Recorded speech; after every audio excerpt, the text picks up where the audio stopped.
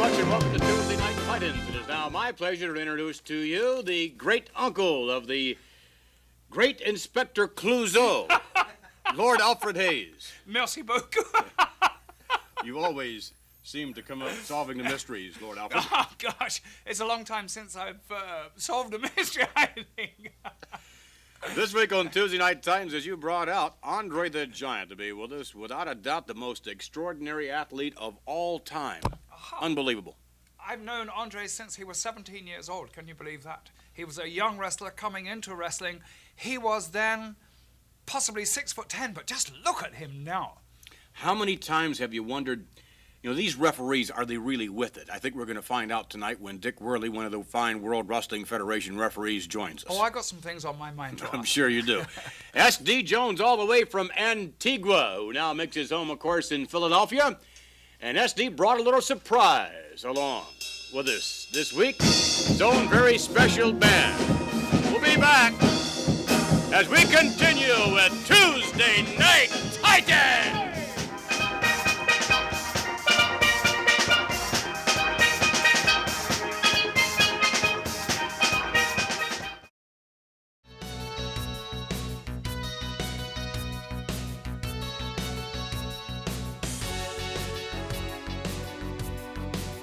We're back, and in a moment, ladies and gentlemen, we'd like to introduce to you a gentleman who, no doubt, is making his mark in the World Wrestling Federation with his karate-style techniques and things of that nature. At this moment, we'd like to introduce to you Tiger Chung Lee.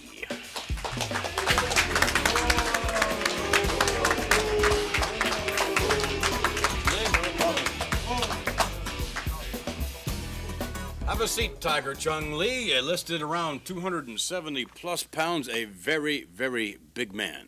Thank you, sir.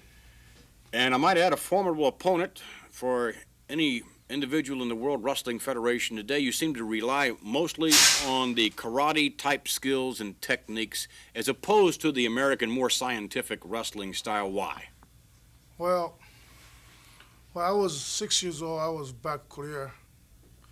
We was raised with karate, not called karate. Everybody called karate in the United States. Yes. But Korea called taekwondo. Taekwondo. Yes, that is a difference. Everybody thinks in using to hold people, but not. We have to defend it. Defend it and to people to hold, don't get hurt myself. Mm-hmm. From other people to, try to hurt you. Yes. So we just go and defend it. So you're saying that Taekwondo really is taught at a very young age, and that it's really taught from a standpoint of defense more than offense. Yes. Seems to me that you use Taekwondo, your use of that now, perhaps not then, but certainly now, more in terms of an offense as opposed to a defense. It also seems to me that you've done exceedingly well, both individually using this Taekwondo, as well as collectively having teamed up with, of course, Mr. Fuji. Let's now, ladies and gentlemen, take you to some videotape. We will see Tiger Chung Lee in action, an individual action, I might add, and we'll certainly, no doubt, take a little bit of a look of this Taekwondo. I don't think it'll be defensive. Let's go to the tape. Now, ladies and gentlemen, the next contest is scheduled for one fall with a 10-minute time limit.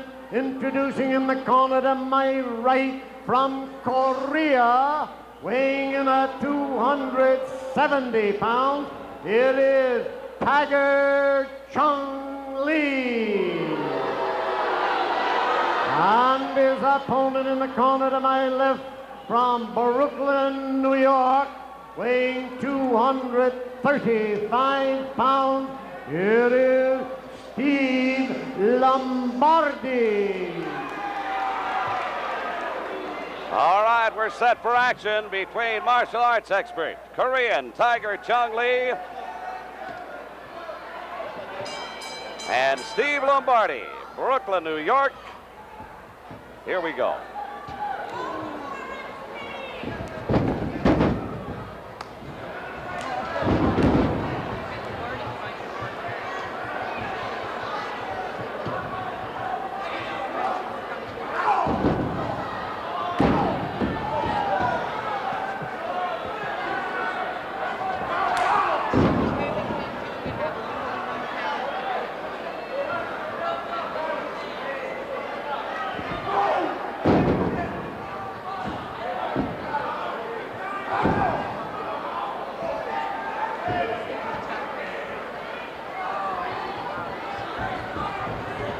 Tiger Chung Lee with another chop. Martial arts expert.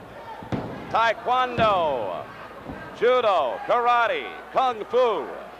He has incorporated them all together and come up with quite a package. In addition, truly a ring veteran, one of the very, very best from the Far East. And thus far, Lee totally dominating this particular bout with a 235-pound Brooklynite by the name of Steve Lombardi. Lombardi really taking a great deal of punishment in front of this tremendous crowd. Now Lombardi starts to turn the tables and mount somewhat of an offensive, but not for long. Knee lift, and I believe that caught Lombardi in the forehead. Certainly by Lombardi's reaction, one would think so. Another knee to the dome on the part of Tiger Chung Lee. Forearm, and Lombardi just totally incapable of coming up with any substantial offensive at all. Referee checking for the choke.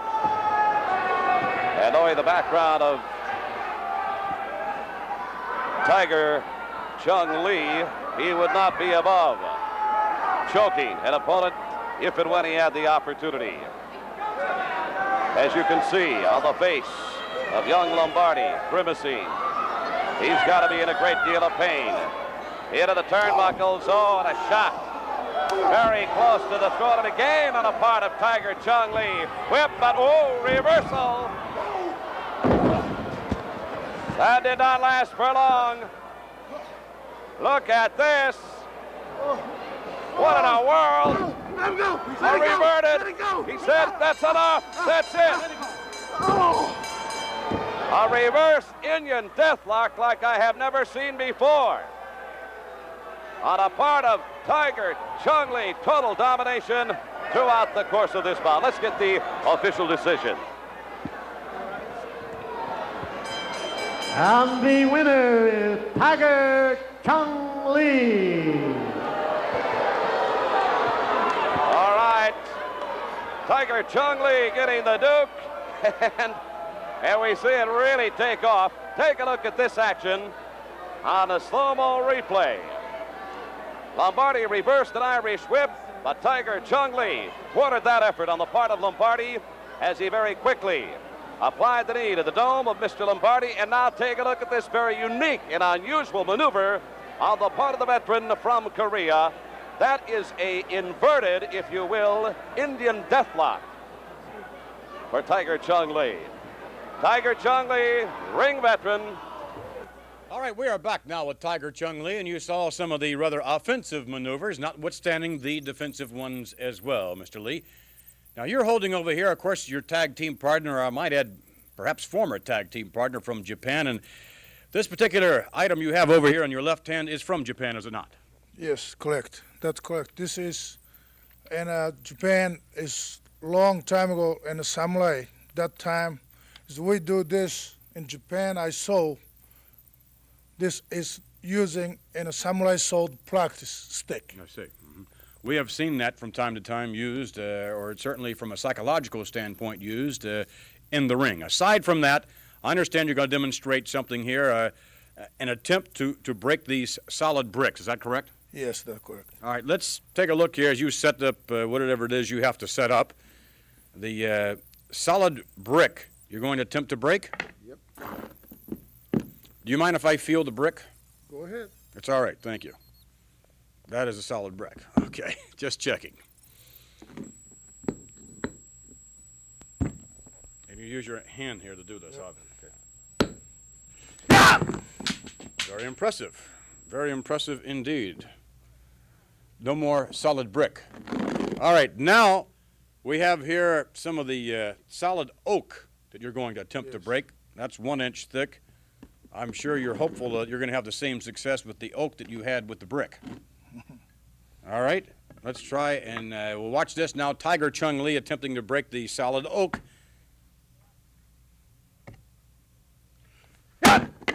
Very impressive as well. Solid oak. I wonder, can you break 2 of these at one time? Would you like to try that? Try. Oh, very well. Tiger Chung Lee is now going to try 2 of these 1-inch solid oak boards placed on top of each other. I noticed that you tend to yell or scream or something. Why is that? Because that is concentrated how to break it. Okay. And did you do anything like this when you were learning Taekwondo way back when? Yes, I was in the beginning, 6 years old. I learned. So you don't learn something like this overnight, and we would obviously not recommend it for the viewing public in general. Let's see if you can break now 2 of these, 1 inch. I see you're, oh, excuse me if I may, I believe you are bleeding somewhat, yes. It's nothing. Nothing, okay, Yes. fine. Tiger Chung Lee is bleeding, he feels nothing. Okay, here we go.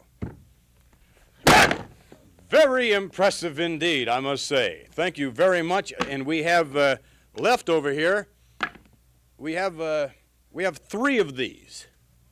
I don't know how badly your hand is bleeding, but I wonder, Tiger Chung Lee, would you attempt to, perhaps you've never done this before, I don't know that it's ever been done or not. How about attempting to break all 3 of these at one time? Would you do that for us? Yes, I will. Okay, fine. Let's just move this out of the way. And Tiger Chung Lee now will attempt to break all 3 of these 1-inch solid oak boards. And I think the wrist area is beginning to bleed a little bit more profusely now. There's quite a... All right, fine. Now we get... This takes a great deal of concentration, does it not? Yes. All right, fine. Just don't talk to me if I want to break it, okay? I will... I'm concentrating, Mr. McMahon. Thank you. I will be... Alfred, can you see this? Oh, yes, indeed. Yes, Okay, we I'm can. sorry. I'm sorry. He's very good. Sorry. Alfred, You let's don't mind have quiet? total silence, please, from everyone, please.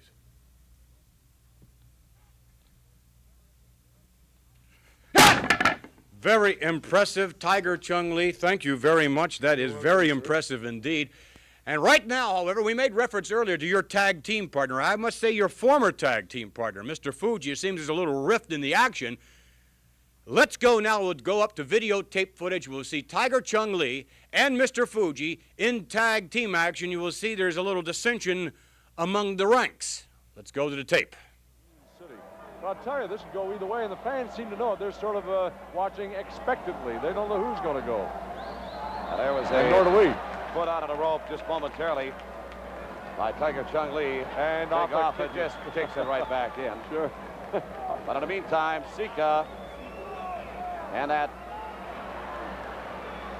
face lock has taken its toll on the star from Korea. Well, a double teaming whip into the ropes. Oh, double clothesline.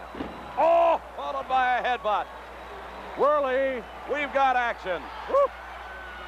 Mr. Fuji, reminiscent of December 7th, 1941, coming in from the blind side, both off on the referee's back turned.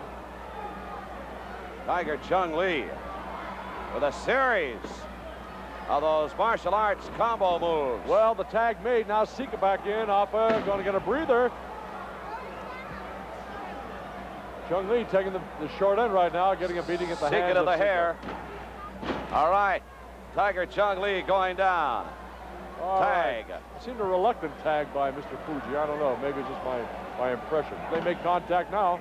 Now there's a couple of those double heart punches to the upper torso. All right, Big tag, Sika. tag made again. In Alpha, out Sika. Oh, headbutt. Right to the breastbone. Followed by a reverse knife edge by Wild Samoa #1. Mr. Fuji down at a knee. And now all of a sudden, I believe, Alpha detected that foreign object again, and I think he was making a move for it. Body slam by Mr. Fuji as he just kind of stands over the large body of Alpha, Samoa #1, snapmare takedown. And what has Mr. Fuji got in mind at this juncture? Well, he's going up with the He mounts the stratosphere. ropes. Could be the cry of bonsai. Nobody home. Everybody evacuated, and Fuji knows too well it was a bad move. The intention was good. The move started out okay, but Appa ducked it, and suddenly Fuji in trouble. Fuji, I think, a little bit worse for wear on the bottom side. Oh, the reverse atomic drop. Here's Fuji. Got to pinch a little. Fuji, tag, Tiger Chung Lee. Fuji in bad shape right now. Tiger Chung Lee, toe to the sternum. Pick up, body slam. Tiger Chung Lee, now outside of the ropes. Up on that second turnbuckle. Mounts the top one. And he's going to try and make a move. Oh! He took it to him. Oh, the headbutt between the shoulder blades. Tag made. Sika in. Appa up. The Samoans are on a roll. 2 count. Close, but no cigar. No hooking of the leg. Headbutt. Down goes Tiger Chung. No tag. He was reaching for a tag. Hold on. Wait a minute. Fuji hung him out to dry. Dick Graham, let's hold the phone just a second. I do believe that Mr. Fuji turned his back on the tag. He did, in fact. Now he's asking for the tag. Tiger Chung Lee. No! Oh, he walked away from it. You've got to be kidding me. I never saw it. Oh. Never in my life. He hung him out to dry. But in the meantime, Sika totally dominating Tiger Chung Lee. And he just catapults him to the canvas. And now Mr. Fuji, ladies and gentlemen, has walked away from the ring. He's going for an early shower, apparently. He has walked away from the heat of the battle. Double headbutt. Oh! And again, while Samoans, Appa, Sika, 2, it's 3. all over. And I'll tell you, what a change of events during the course of this match. Let's get the official decision. The winners of this contest, the team of Appa and Sika, the Wild Samoans. All right, hold on. Here comes Mr. Fuji back to the ring. I'll tell you what, it's too late now. The best he's going to be able to do is muster an apology. Oh, he's come on. Oh, hold on. Wait a minute. He's Mr. Fuji. him. Fuji has taken the microphone cord and has wrapped it around the neck of Tiger Chung Lee. There has been a blowout between these two allies. No longer so. Karate chop. Why? I can't understand it. Outside of the ring right now, Tiger Chung Lee, as you can see, all wrapped up in a cord and a chair and a ring bell. And Mr. Fuji, I cannot believe Mr. Fuji. Oh. Don't tell me. Tiger Chung Lee is back on his feet, but out of nowhere, out of left field, appears the kendo stick, that very controversial piece of equipment that goes to the ring with this man every time he is introduced. And Mr. Fuji had better be concerned. Here comes Tiger Chung Lee, kendo stick in hand. And watch out, ladies and gentlemen, this could be it. A blowout has taken place between these two allies. Oh! Tiger Chung Lee missing. And he is hot. This friendship of quite some time has been thrown out this week here in the World Wrestling Federation between this man, Tiger Chung Lee, and his former tag team partner, Mr. Fuji. But the funny thing about this, Gene, is suddenly the crowd has turned totally for the Samoans and Tiger Chung Lee and totally against Mr. Fuji. Incredible. Unheard of. Well, this is absolutely unheard of. Woo-hoo! That sounds like a challenge to me. That was indeed a challenge from Tiger Chung Lee, directed straight at Mr. Fuji. All right, we're back. Now, there we saw you and Mr. Fuji, through the years, have been great tag team partners, but there in Philadelphia, there was obviously a parting of the ways. How do you feel now in retrospect, having viewed the videotape footage with us?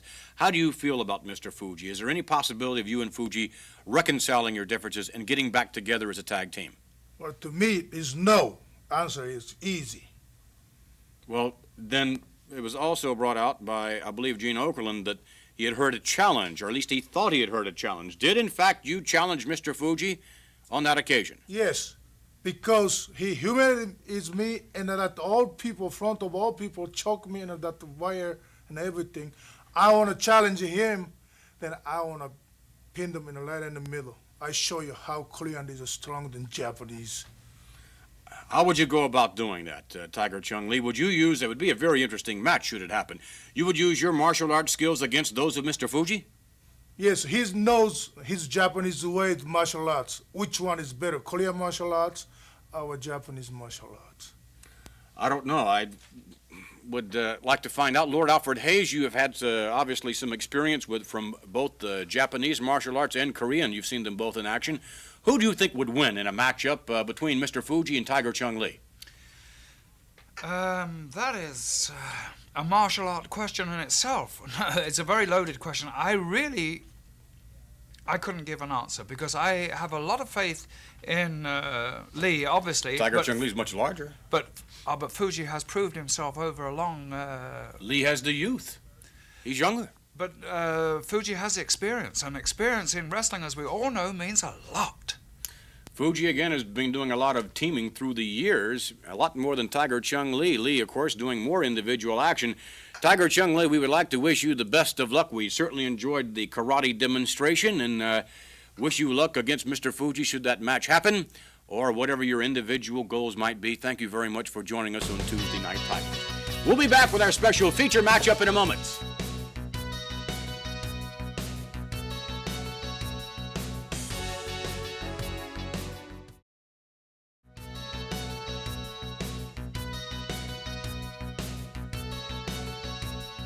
We're back, ladies and gentlemen, with me, Lord Alfred Hayes, and we're just about ready to introduce to you the special feature matchup. As a matter of fact, Lord Alfred Hayes, a matchup that we have seen in the past originating in St. Louis. B. Brian Blair and Paul Orndorff. It was a great match in St. Louis. Well, at the time, I thought that Blair was so close to winning that match that he should get another chance, and he kept at it, Blair. His record was unblemished after that, and he did get another chance in one of the biggest arenas, not only in this country, but in the whole of the world. Yes, making reference to the beautiful Brendan Byrne Arena in the Meadowlands of East Rutherford, New Jersey, just outside New York City. And the rematch was made. B. Brian Blair squaring off against Paul Orndorff. Orndorff, of course, was very much surprised, I would suspect, in their initial encounter. But Orndorff knowing full well the caliber of B. Brian Blair, who was really up for this matchup. Let's take you now to footage at the Meadowlands Arena. B. Brian Blair versus Mr. Wonderful. Mr. Wonderful, here he comes right down the runway, and confidence just oozing out of Mr. Wonderful, Paul Orndorff. But Red, he's going to have his hands full tonight with B. Brian Blair. I tell you, he did say that Brian Blair has got a good win record, and it would do more good for Brian Blair to use Paul Orndorff as a stepping stone, because I know that he would certainly like to get a win over Orndorff. Absolutely. Contest is set for one fall with a 30-minute time limit. Introducing from Tampa, Florida, weighing 262 pounds, Mr. Wonderful, Paul Orndorff.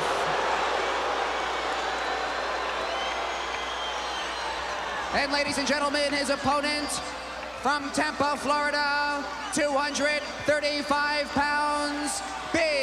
Brian Blair. Big hand for B. Brian, and Mr. Wonderful doesn't like it.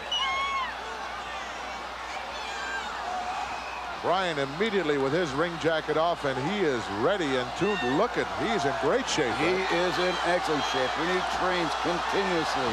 He watches his nutritional program. He goes to bed early. He doesn't drink. He doesn't smoke. He is everything that could very possibly take that Paul Orndorff and put his shoulder to the mat.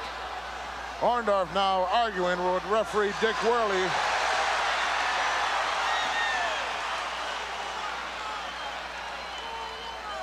Orndorff will not win the argument.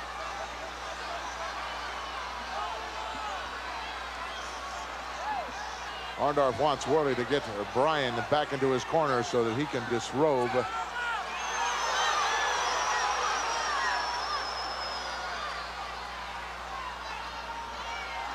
What a fantastic athlete this man is, Red. Mr. Wonderful. Boy, he doesn't have to take a back seat to anybody. Absolutely not. He's an all-around athlete, and you're talking about training. He's no slouch when it comes to training. He's in that gym continuously. Look at that body. Wow. You have to respect a man that can do the things he does and look like that, Red. You bet. If you don't, you're a fool. Yes. Well, he's obviously a well-trained athlete. He has the capability of sealing a casket on your career in a hurry. Mine's been sealed. Well, I think both of ours have, Red, but you know, if he lays that pile driver on you, it could be curtains not only for tonight, but for the rest of your career. There goes Orndorff getting out of the ring.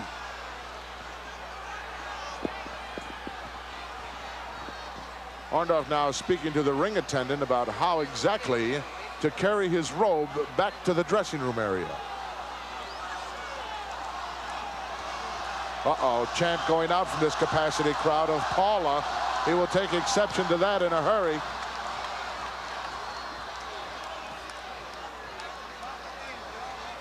World Wrestling Federation bringing you the best in professional wrestling, and there goes the probably $3,000 worth of ring jacket brought out by Mr. Wonderful. The bell is rung and we're underway here.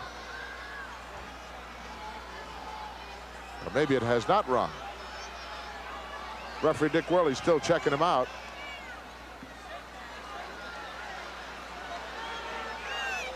Orndorff doesn't even like to be touched by Not at all. Not at all. But he's going to be touched very shortly here by B. Brian Blair, who's just looking forward to this.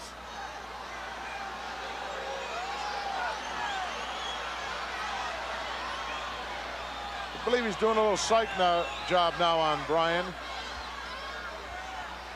Bryan was ready when he stepped into the ring, and before this thing really gets started, Orndorff will have him bent all out of shape, Red. Orndorff taking a hike now.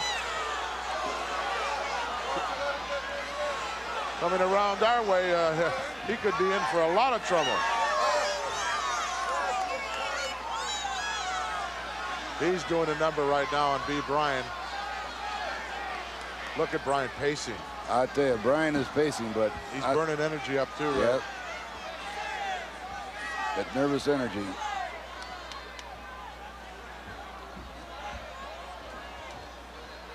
Boy, you can feel the electricity in the air.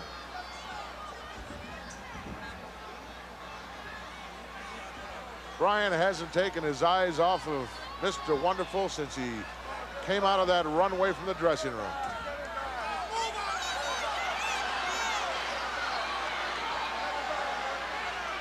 Paul Orndorff telling the referee to get Brian Blair back. He's playing with his mind. He's trying to sucker him in here. He did.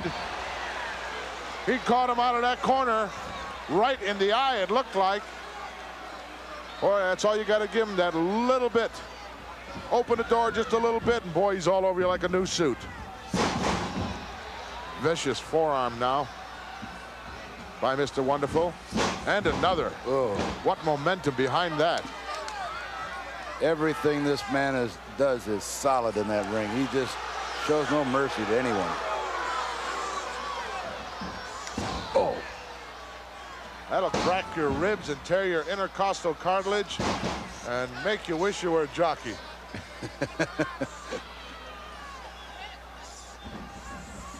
It's all Mr. Wonderful, as right off the bat he did a Pearl Harbor number on poor at this point B. Bryan. Elbows right to the top of the head. Look at this. Relentless. He will not let up. He will not let up. Once he gets his man down, he's just going to stay on him.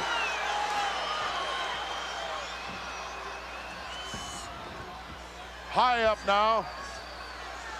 Oh, he didn't only slam him, he drove him down into the mat. Paul Orndorff going up. Up off the top rope. What is he going to do? Look out below. No, nobody home. Nice maneuver there on the part of B. Bryan. I believe Orndorff hurt his knee. Yes, he did, and Bryan is going right to work on it. And Orndorff's down on the canvas. Oh! Crowd loves it, and Orndorff is in trouble. Now, if Brian Blair would just stay on that leg. Orndorff for the ride. Oh, he caught him with a beautiful kick to the back of that knee as he came off those ropes. And Bryan is on fire. Drops an elbow right on the quadriceps. Now a knee. B. Brian Blair looking in a very good position right at this point.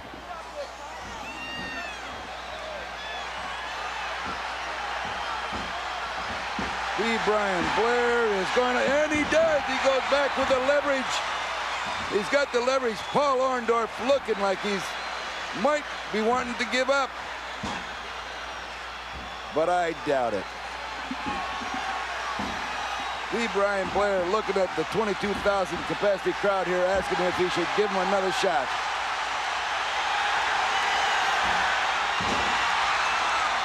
Look at the pressure being applied to the outside ligaments on the knee of Mr. Wonderful.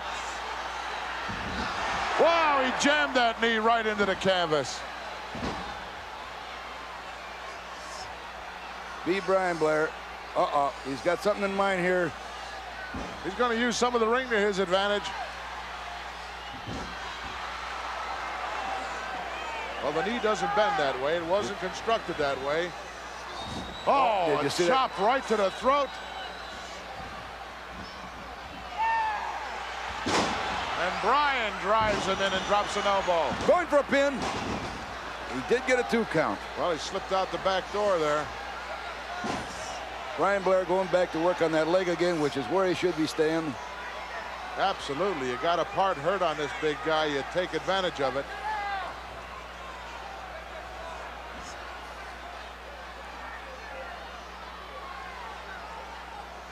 Dick Worley asking him, you want to quit? Orndorff's not a quitter, Ed. No, he certainly is not. He didn't get to where he is by quitting. It is destiny. It is his destiny to be a champion, Red, within the very near future in the World Wrestling Federation.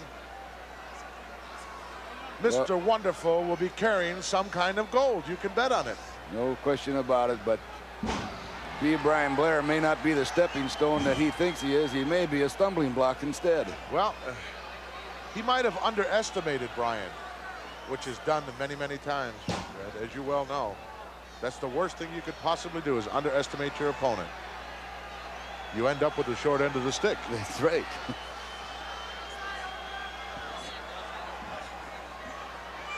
Bryan now continues. Look at this jam-packed capacity crowd on hand. Knowing the World Wrestling Federation brings them the best in professional wrestling, it's the hottest ticket in town, folks. Elbow there. Stop Bryan in a hurry. Bryan sort of let up a little bit, Red, on that knee. Can't understand that at all. And Orndorff is definitely favoring it. There goes Brian Blair. Back to that knee again. Now that's where he should be.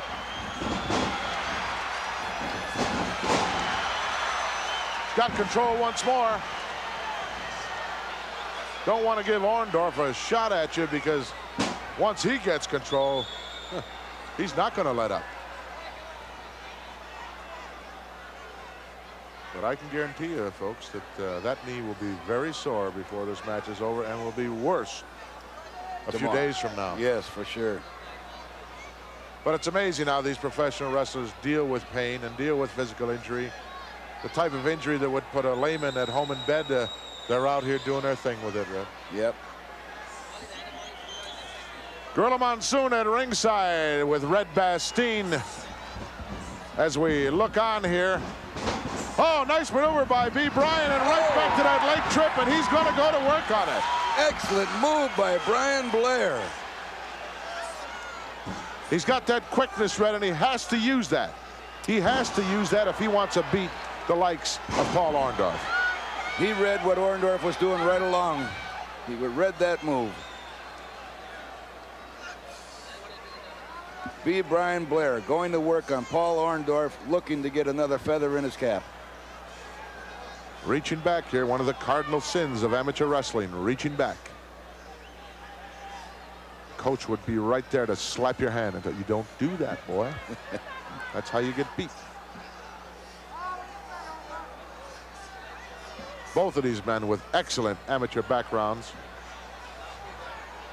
B. Brian Blair staying with that leg, and I'm proud of him. It's the way he should be doing. If he's going to get a win over Paul Orndorff, he's got to stay with that leg now. He's got it going. Might be an excellent time to maybe go for a half crab, Red, and really apply some heavy pressure on that knee area. If that's what you want to do, if you want to use that as a submission hold, it's the way to do it. He's working it down. Seems to me like he should be going for something at this point. Look at the balance. Yep. This man is an athlete. Look at that!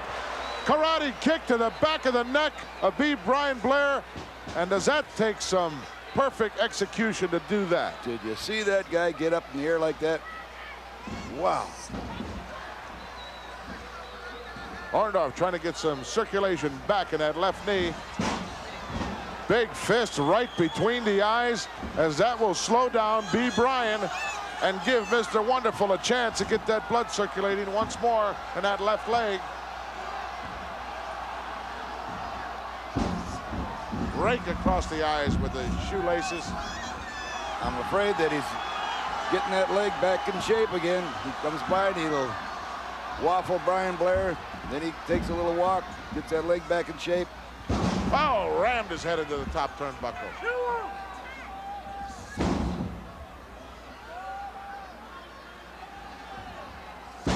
Brian now right through the ropes. However, remains on the ring apron.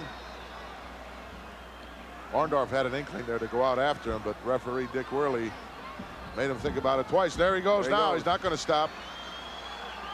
Oh, wow. Look out. Oh, he had that head draped right outside the apron, and he caught it right on the back of the head and neck. And now B. Brian Blair down on the concrete floor. And Mr. Wonderful obviously proud of himself. Brian's in trouble, Red. He's definitely in trouble. You cannot give this man a chance, any opportunity. Here he comes again.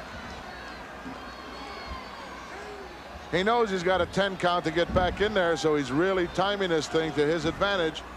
He's still suffering with that leg, though. If B. Brian Blair can get his stuff together, get in there and get on that leg again, that's the only chance I can see for him right now. Orndorff dragged him in, shoots him in, and he ducks a big right hand and a high cross body. He could get him here. No. Oh. See how fast Orndorff got up? Close, but no cigar, as B. Brian came with a high cross body. Mr. Wonderful picked something up off the ring apron here. Foreign object of some kind and raked it across the, there it is. Raked it across the eyes. This man will do anything to get victory. Nothing is outside his realm. He will pull out all the stoppers. Brian with the right hand, not too much behind it. Uppercut by Mr. Wonderful. Right in the choppers. There might be a few loose ones in there right now.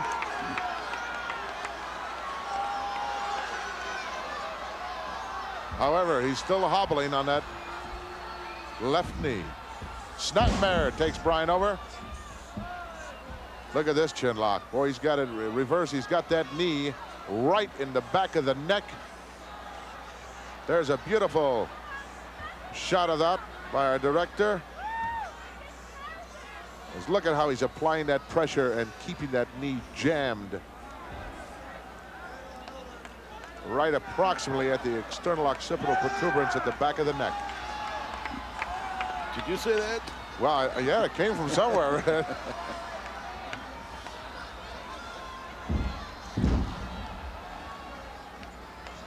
Don't know why the referee would allow a man to come into the ring with all those knee pads and elbow pads unless, you know, there's something wrong with him. Look at that backbreaker. Look at that. Oh, threw him off like yesterday's garbage. Wow. Whoa, that was close. Hot about the slow count.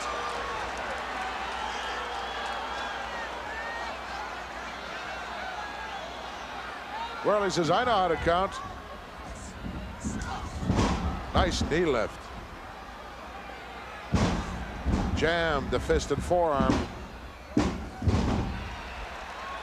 Orndorff again unhappy about the count.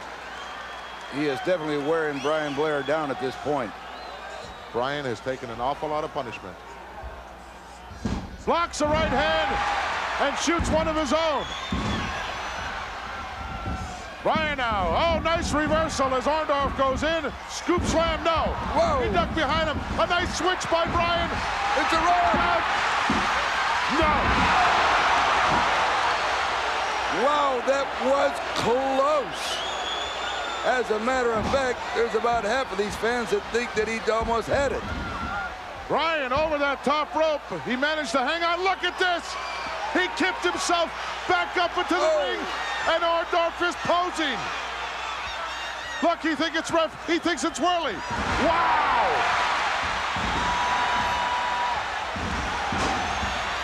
Brian is on fire.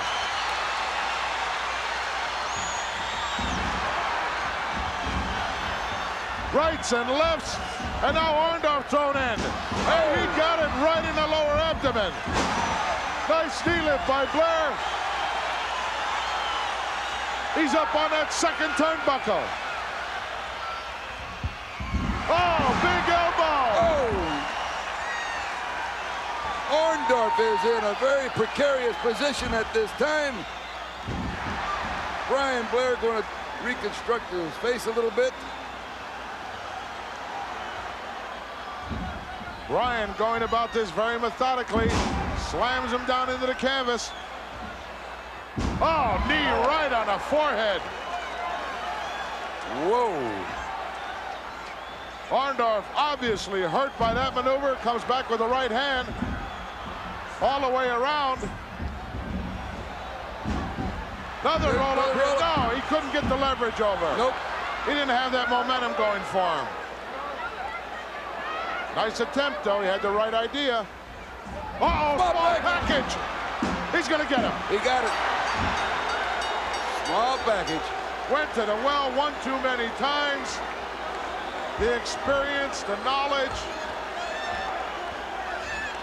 and the ability to look ahead gave that small package its greatest impact. Let's take a look at how. Let's go back in time just a moment here. Here's where Brian has the upper hand. Scoops him up. Goes for that slam, but look at the experience. Look at that step through with the leg. It was all over at that point, and Orndorff knew it. Once he had both legs hooked, it was good night. Let's get the official word. Wrestling fans, the winner of the match, Mr. Wonderful Paul Orndorff. Mr. Wonderful, Paul Orndorff victorious on that occasion. In a very surprise move, that matchup, I'm sure, could have gone either way. Would you agree with that, Lord Alfred Hayes? I would. There was one time there when I really thought that Blair had Orndorff down for a count of 3, and the referee was just a little bit tardy. Now, that's only my opinion. As a professional wrestler, I thought he was a little tardy. But it goes down in the book as a win for Orndorff. The position, you bring out a good point. The position of the referee can be crucial in a matchup, because if in fact he is out of position, that extra 1, 2, sometimes even more seconds can be of vital nature. Yes, they can miss that very first count. And then instead of being on a second and a third count, they're actually on a 1 and a 2, and by 3 he's gone. We'll further discuss the aspects of officiating in the World Wrestling Federation. As a matter of fact, the referee that we saw in that particular matchup, Dick Worley, will be a subject of conversation. We'll return, continuing with this conversation about referees.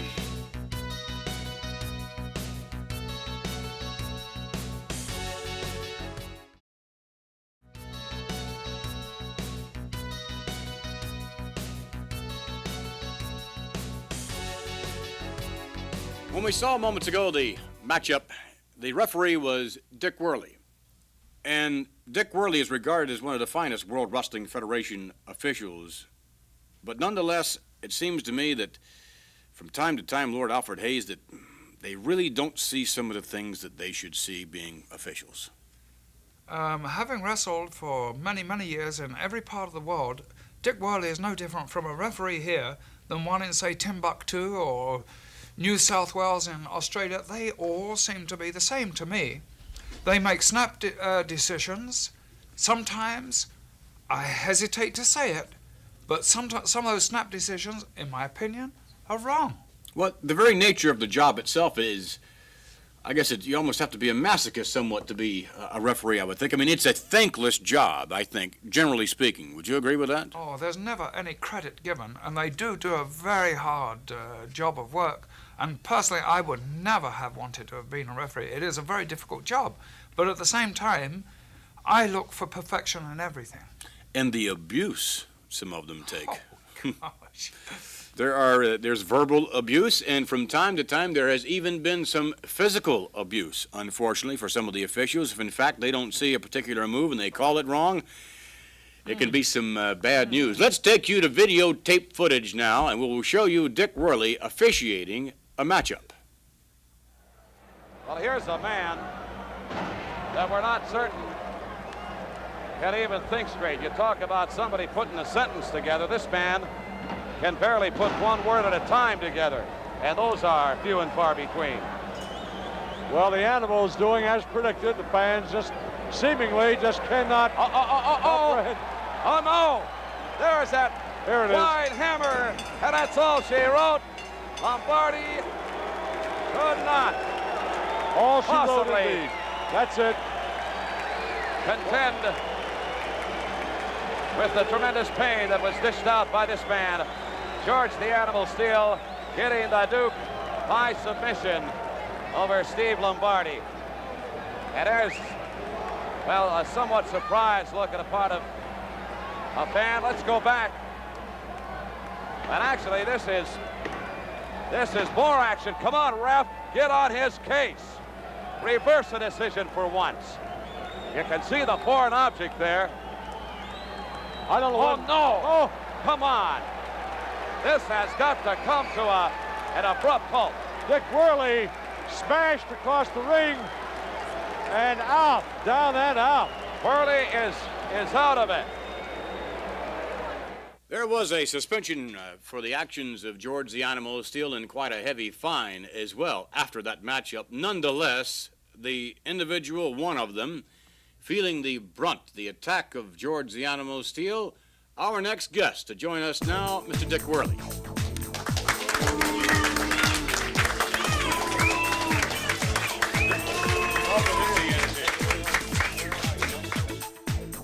Some are booing, some are cheering. Dick Worley, I guess maybe you're somewhat accustomed to that, are you not? Well, we usually get that in almost every performance. There's always someone that's happy with your job, and there's a few that's disenchanted, I always say. Let's go back and refer to the piece of tape that we saw moments ago. Gene Okerlund was there at ringside, and he said, "Come on, Mr. Referee, do something about it." Unfortunately for you, you did. I don't know what you said to George the Animal Steel, but you promptly went over and said something to him. What did you say to the animal to instigate him striking you? Well, as soon as I said he was going to be fined by the commission, I just turned my head. The next thing I know, I was waking up on the floor. The man is, it's what they call him, the animal, and that's just about what he is. It just came from nowhere. Well, surely then it would seem to me that not only you, but other officials coming into a match, knowing that someone like George the Animal Steel, or someone else for that matter, is capable of doing what we saw him do to you, is it that intimidating? It has to be.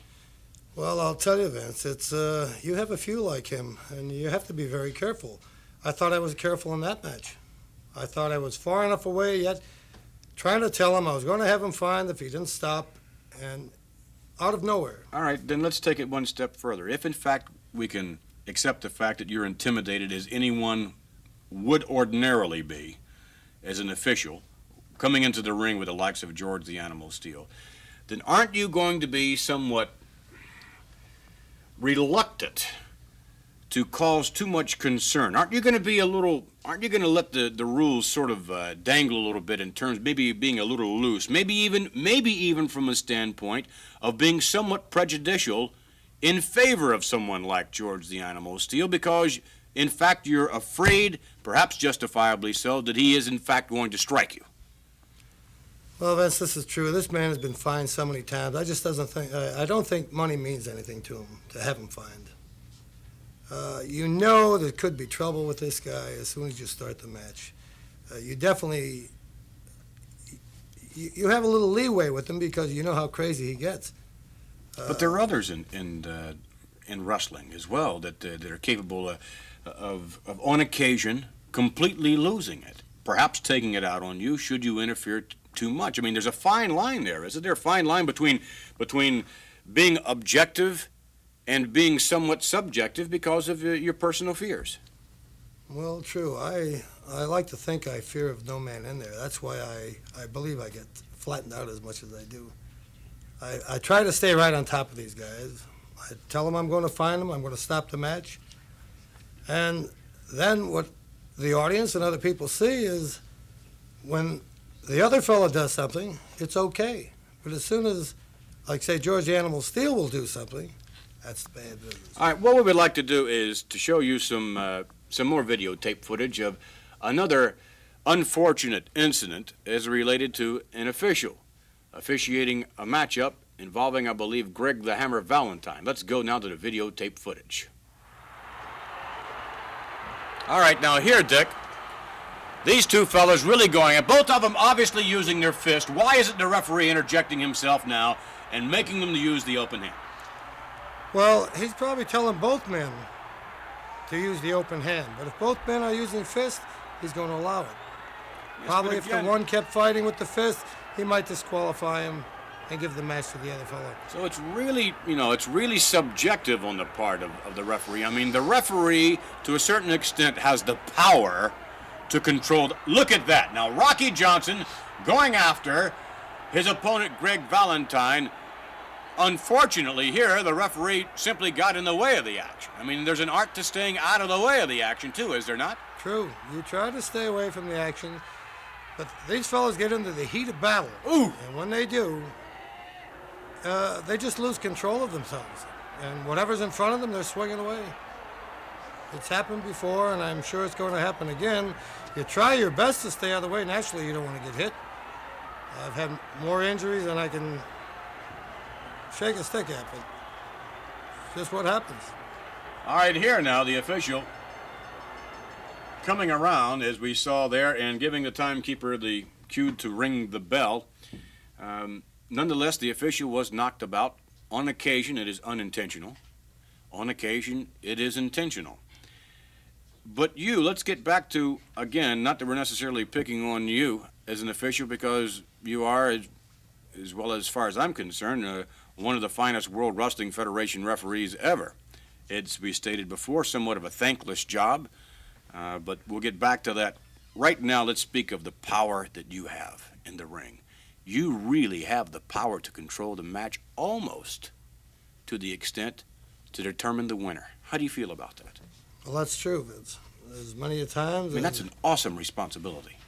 It is, and you think about it while you're in there. You have two tremendous wrestlers going, after a lot of big money, a lot of prestige, and climbing the ranks for championship matches. And you try to be subjective. If one fella's doing something a little out of the way, you sort of let this slide by to keep the match going. I could go out there and disqualify every guy. We wouldn't have a match out there. I try to let certain things go. Makes sense. It's like Mr. Hayes says, he thought there should have been a 3 count. But from where he was watching on that television and from where I was, I could see where the shoulder was coming up, where Lord Hayes couldn't. Well, again, we can see an awful lot from television replays and whatever that you, being in the ring and being in the heat of the action, cannot see. There's no doubt about that. But I'm sure you are keenly aware, and I've been keenly aware, some of the stories you're told before broadcast about coming out from an arena in which there was a very unpopular decision. It can take its toll on someone, can it not? Believe me, I've been chased down alleys. I've parked my car 2 blocks away from the place. Always park the car where you can just drive right straight out. Because I've had them coming after me with chains and bottles, and if they get a bad decision, you got to go out the coal chute window and out the back alley. Well, hopefully we'll be seeing you not going out the coal chute alley or at all in the future, and we certainly wish you the very best of luck, Dick. Well, thank you, Vince. Thank you for joining us, Dick Worley, here on Tuesday Night Titans. And Dick Worley, one of the fine officials in the World Wrestling Federation, and as you can hear, it's time for the music.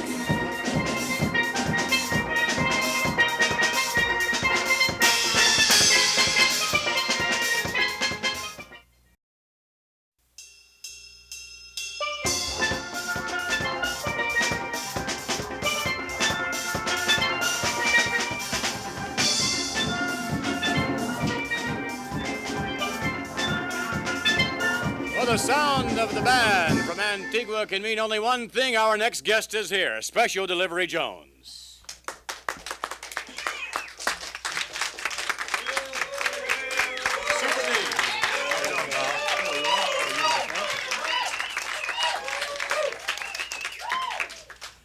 S.D. Jones, making his home now in Philadelphia, but originally from Antigua, and you've obviously brought along a few of your friends here with us, and we certainly appreciate that, S.D.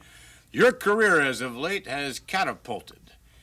Seems to me that you're really taking giant strides as of late. S.D., how do you account for that? Well, I've got to do this, Vince. For 10 years, I've been there, and I've done everything I can to get it catapulted, and somehow it's going pretty good now. I'm trying my best. I'm doing everything I can. I'm watching tapes. I study the wrestlers. I go outside from the arenas, and I look around, and people talk to me. They tell me my mistakes. I'm trying very hard. Did you see my band? I sure did. They're from Antigua, man. Yes. Antigua, the West Indies, man. We got a very nice little island down there. It's about 75,000 people. 108 square miles down there. It's beautiful down there. How often do you get home, S.D.?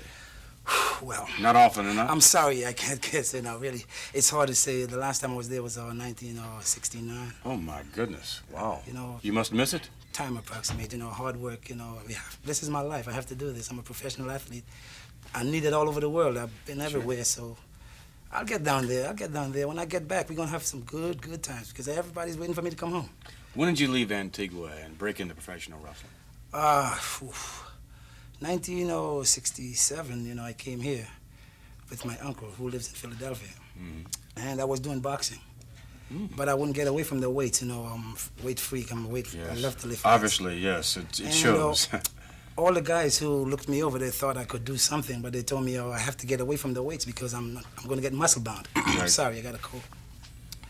So I wouldn't stay from the weights. I wouldn't get away from it. Unfortunately, one day they says, look, man, we can't do nothing with you. You got to go. I said, why? I said, look at you, man. You look like a big piece of rock. Let's take a look at S.D. at a big piece of rock in the ring right now. Let's go to the videotape Special Delivery Jones in wrestling action. Obviously, the big rock is going to pay off. On top of the action, we've got a capacity crowd on hand this week. Auditoriums, arenas, coliseums, the various gardens of the United States, Canada, throughout the World Wrestling Federation. I have never seen a higher level of fan enthusiasm for this, the king of sports. Gene, that is because of the participants. I don't think there's ever been a time in the history of wrestling when the wrestlers themselves have been of such a caliber. We've got a slugfest going, a series of rights and lefts and a headbutt by S.D. Jones. And a pin as he very, very alertly, very astutely hooked the leg and pinned 295. Dan Green from Rooster Creek, Kentucky. That man right there getting the Duke. A great win, another great win, I should say, for S.D. Jones. S.D. back with us, and now we saw him in action. S.D., you really do get it all together, don't you?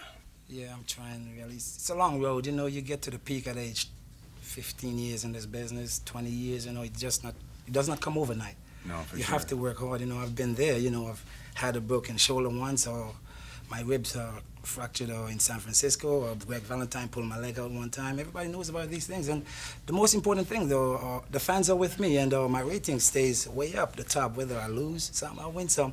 That's the name of the game. You know, for a professional athlete, you know, you have to be ready to lose and win. You just can't say, hey, tonight we're going to win it all. That's great. But then when you lose, you say, oh, forget it.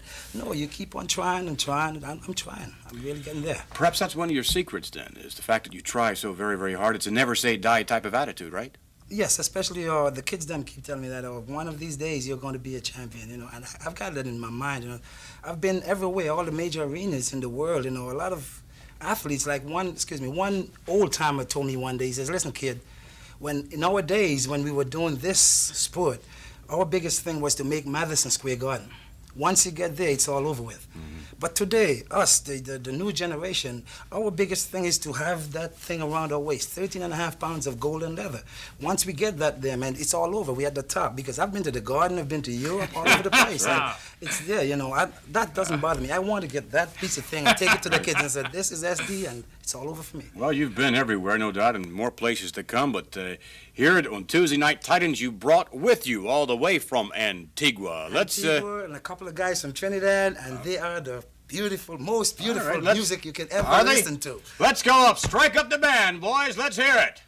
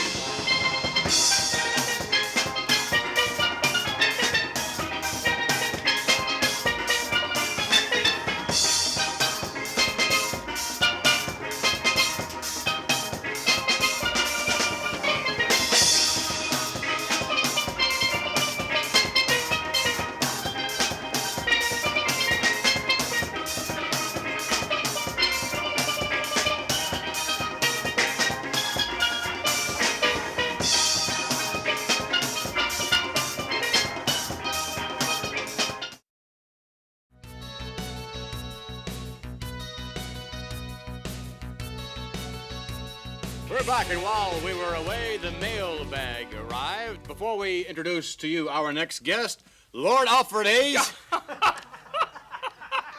How about reading us a little tidbit from the mailbag?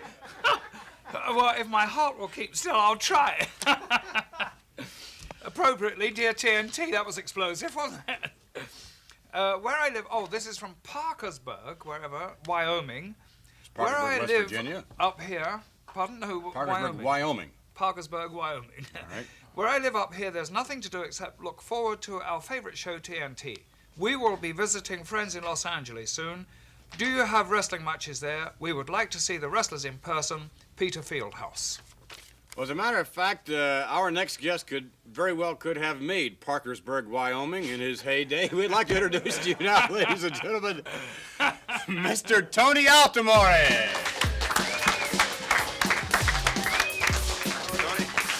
Have a seat. Nice to meet you. Sounds like my daughter out there. All right, Tony Altomore.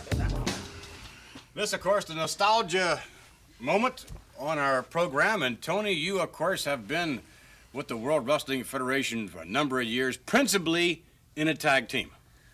Yes, Vince. In fact, I've been around so long that when I was a small little boy and my dad used to take me to the wrestling matches, my idol was Lord Alfred Hayes. That long? That long? You're much older than I. Huh?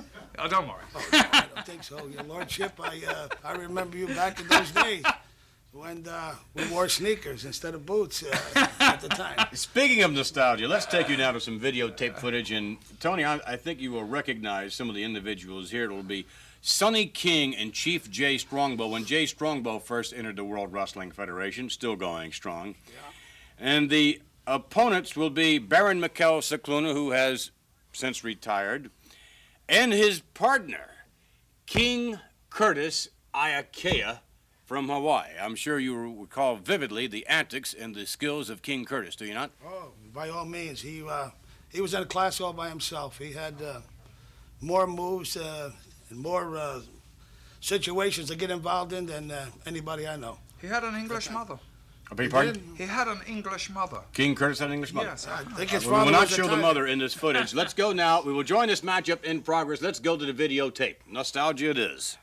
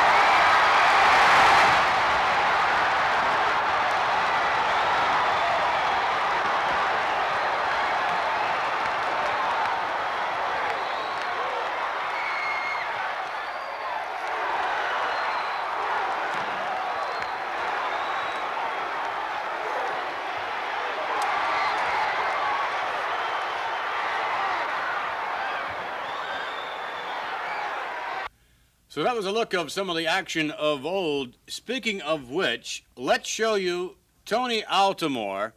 Tony Altomore now, well, I guess when is this? That was 1962 in Gary, Indiana, in the dressing room, and all right, there. What a snarl. Look at that expression on your face. What do you weigh there, Tony? I was about 260 at that point in my career. I was about 260 in great shape at that time. 260. All right, Yeah. but then from there, you chose to team up with an individual who no doubt changed your life forever and all time, Captain Louis Albano. Well, many people wouldn't recognize that flick right at the time. But That's a Lou picture Albano of behind you? Behind me, and there's me, and that's around 1963, just prior to us winning the United States Tag Team Championship. And from that point on, Lou and I had a charisma that went on and on for 13 years, probably the longest surviving tag team in the history of professional wrestling. We logged 1,300 miles. At that time, Lou Albano was wrapped kind of tight. Since then, he's got some old furniture in his attic right now. But Here, there's a look. There was a photo, Yeah, that's the original Sicilian tag match. That was the most, as I say, the most controversial tag team. You said he's not wrapped too tight. What do you mean by that? Well, I mean, Lou, as the years went by and time went on, he became more and more obsessed with money and more obsessed with taking over on people's lives. And after about 13 years of a great tag team champion and logging 1,200,000 miles together, his obsessions became to the element where he thought that he might like to manage people and manage their money rather than work so hard in the ring. He thought there might be an easier way in this profession.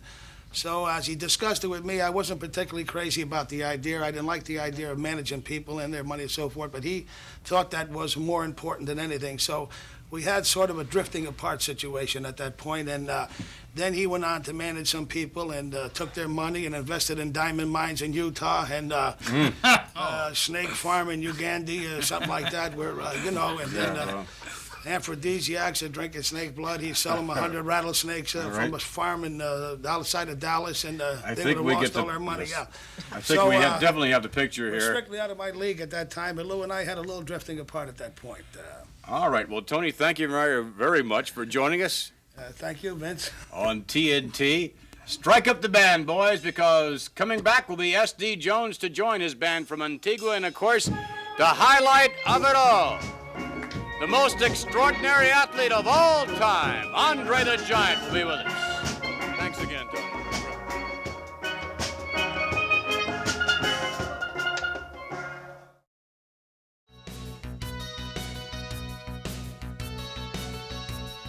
We're back, and before we bring out our very special guest this week, Andre the Giant, right now I'd like to take you to the Pace Setters, all the way from Antigua, thanks to Special Delivery Jones.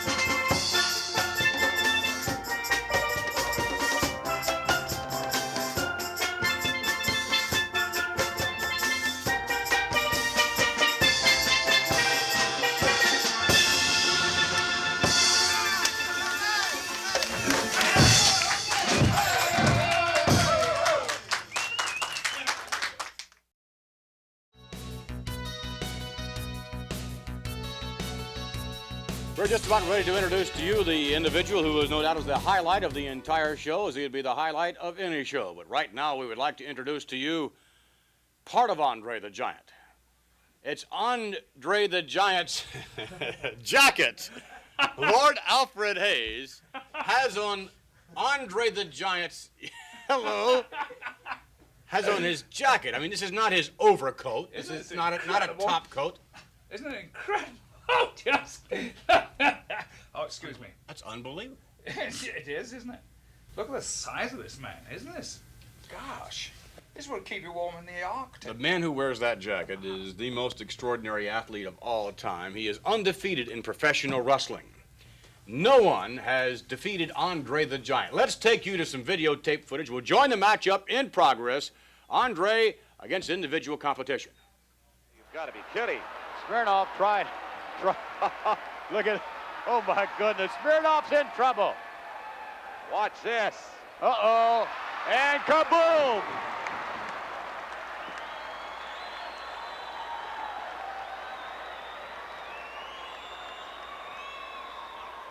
Well, these fans here certainly recognizing the talents of Andre. Oh my, look at that.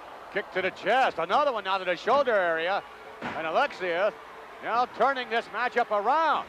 The only way he could do it, Vince. Andre was waiting for a back body drop, thinking the momentum perhaps of Smirnoff would carry him out. Smirnoff put on the ropes and really gave Andre a boot into perhaps the throat area. Well, it certainly had to be strategically placed because it obviously has done some damage to the native of Grenoble, France. And Smirnoff stepping over Andre now to apply more pressure, but under normal circumstances, he would have to keep up the attack that he had going for himself earlier on. Perhaps from a strategy standpoint, from where we sit, that would be the best thing to do. Then again, perhaps damage has been done to the left arm and shoulder. Listen to this crowd heat up. There's no doubt about it, the multitudes going with Andre the Giant. Tremendously popular all over the world. Smirnoff, what a kick that was to the head. I don't care how big you are, you have to feel that.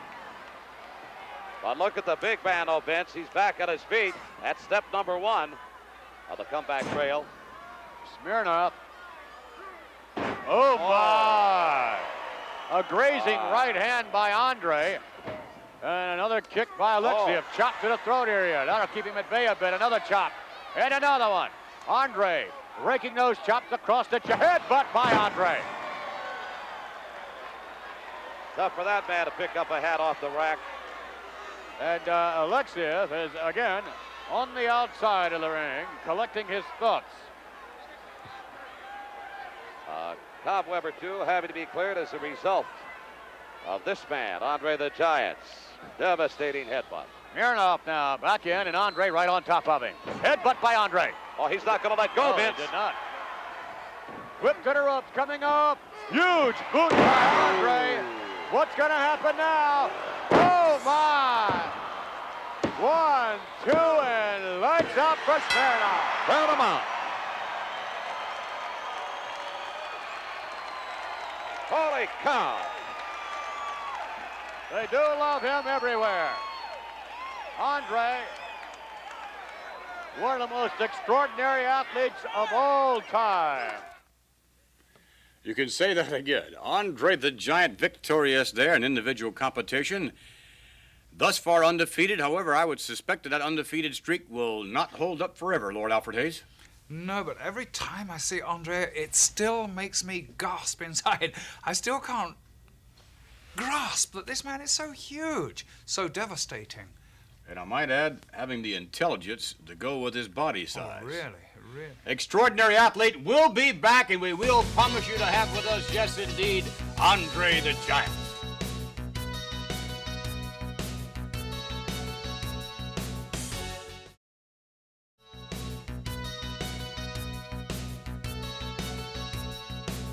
Well, throughout the entire TNT Tuesday Night Titans, we have saved the best for last, no doubt of that. The most extraordinary athlete of this or any other generation. Without further ado, we will now introduce to you the one and the only Andre the Giant.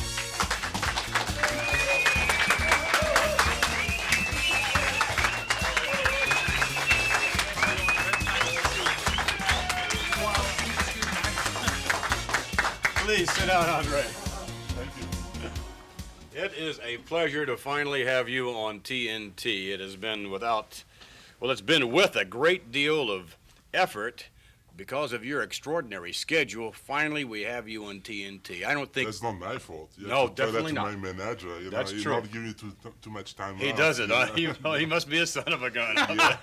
But nonetheless, you're here, and that's all that counts. And we certainly. My pleasure.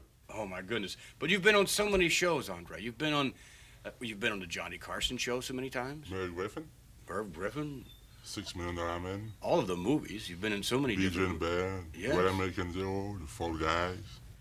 And a new one now, Mickey and Maude.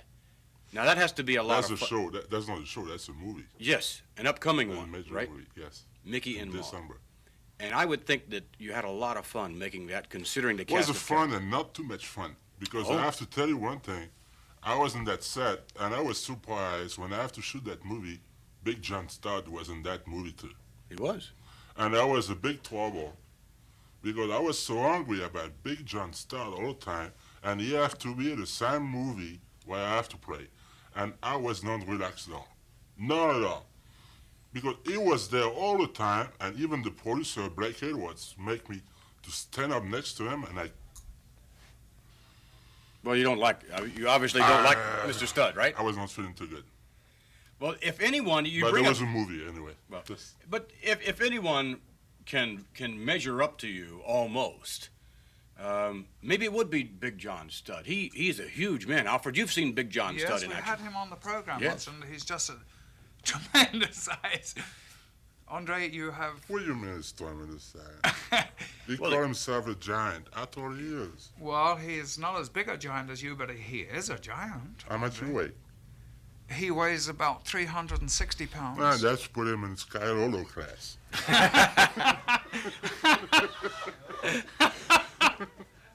Well, he stands 6'10". 7'4".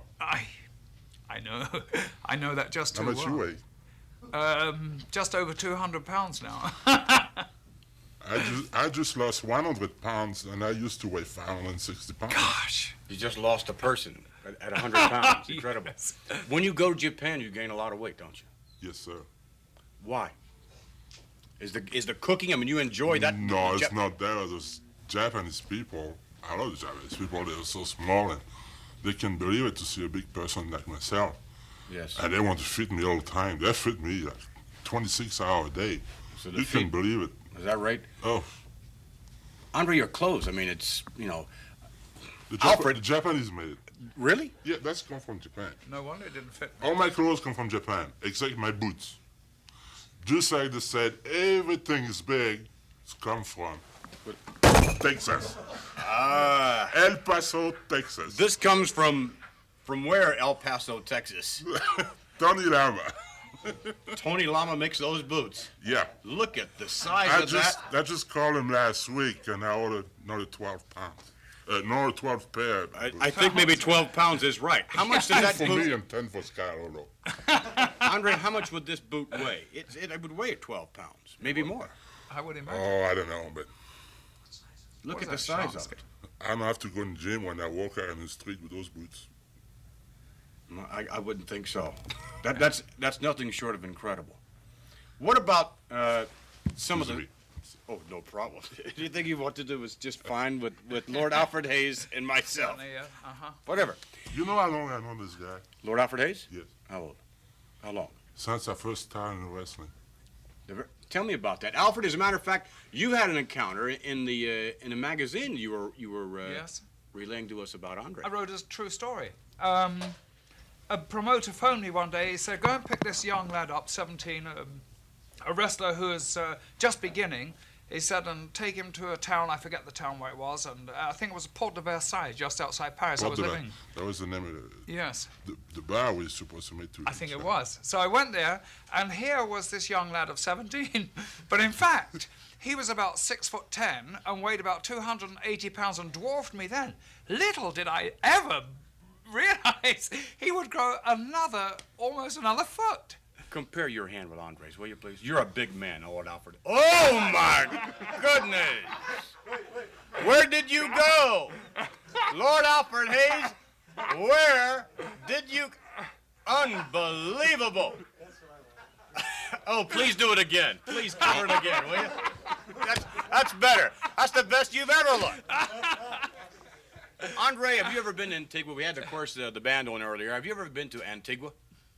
Yes. I was there 9 months ago. 9 months ago? Yeah.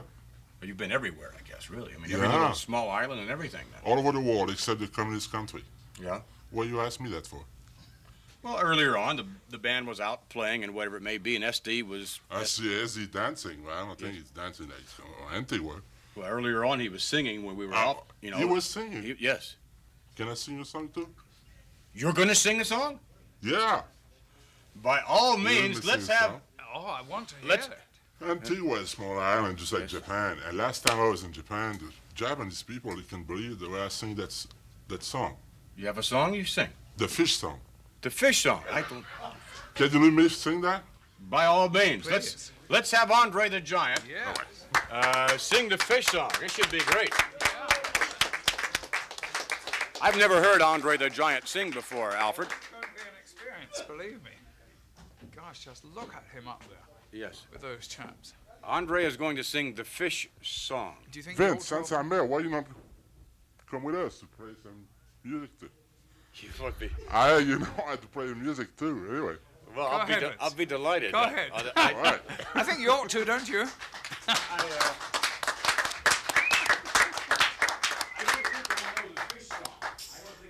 Okay, I will just let you guys start to play some music, but very slow. And I'll let you know when the music be right, and then I will start to sing. Okay? So we're all to play very slow. Yeah, some slow music. Something soft, maybe? Yeah. Slow and soft. Yes, please.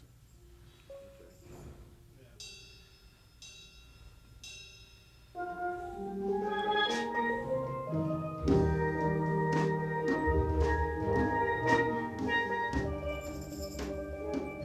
little bit too fast. That's too fast, yeah.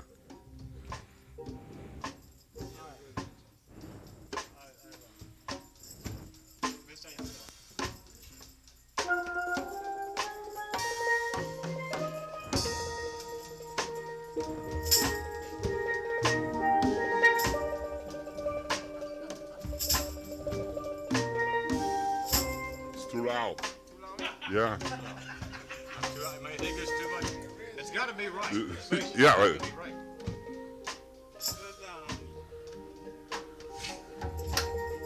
Betty, where's Betty? Betty. Where's Betty? She left. Betty. Betty, I want you. Andre, that's all right. We're not. No, don't stop. You're doing good. This is our makeup girls. Yes. And can you handle the microphone for me, please? Sure. Okay. Keep going.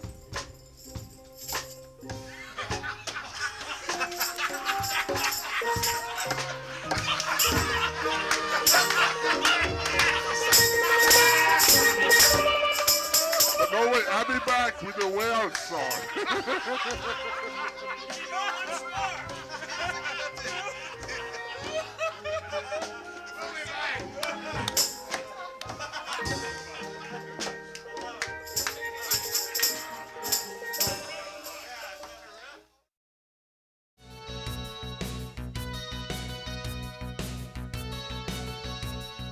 We are back from Andre the Giant's debut singing the fish song. Andre, of course, obviously one, I guess, the largest athlete in the world today, but we're about ready to take you to some videotape footage involving a 400-pound Ugandan, huge Kamala. Let's go now to the videotape footage of the Ugandan giant. Ladies and gentlemen, this bout, one fall with a 10-minute time limit. Introducing first, from Puerto Rico, weighing 231 pounds, Jose Luis Rivera.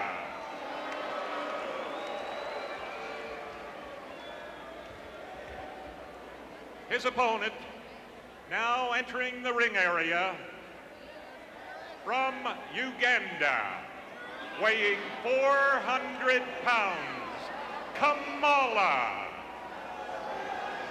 Kamala, where is he? Oh, my goodness. Has Freddie Blassie found something here? The Ugandan giant. Kamala is being led to the ring by his manager, Fred Blassie, and assisted by the man Friday. Holy Toledo. Have you ever seen anything like it in your life? Unbelievable. Look at this. What a monster of a man. Mammoth, huge. Oh, my goodness.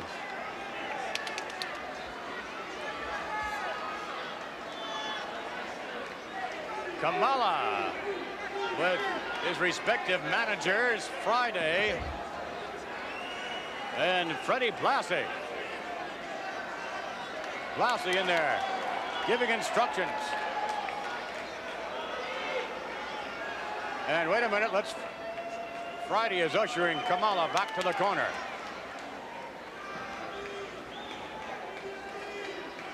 And Friday attending to his Ugandan giant. Huge monster of a man. My goodness, he's big. Tony, have you ever seen anything quite like this man? I have never. I am in absolute awe of this man. This is the first time I've ever seen him. I never heard of him before. Where did Fred Blassie get this guy? Heavens above. It's unbelievable, Vince. He is just huge. I don't know what Jose Luis Rivera is thinking right about now. I'd be thinking about leaving the ring.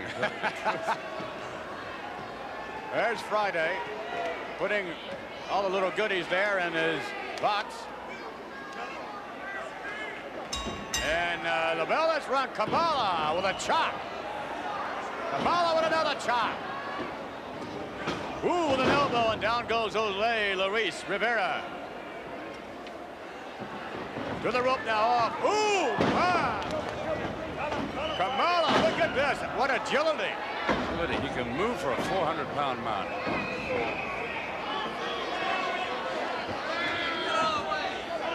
Just chopping away in the trapezius area.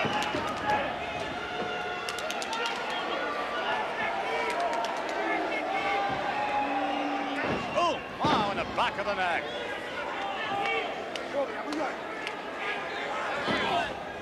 And he's not letting up at all, Vince. He's just going in and just chopping and chopping. Quite the aggressor, to say the least. Up high goes Jose Luis Rivera. Tremendous strength of the Ugandan giant, Kamala. Oh, my, really delivers those chops with authority now. And bending over now, taking a little direction perhaps from Freddie Blassie and Friday. Off the rope. Double chop to the pectoral area. Oh! Wow. Right across the back. Oh, my. Oh, no. Not again. Oh, no! Kamala rolling his opponent over, and that's an easy victory. A most impressive Ugandan giant. There we saw for the very first time Kamala. He is something else. I'm sure we'll be seeing more of Kamala in weeks to come. We'll be back as we continue with a word about the next TNT.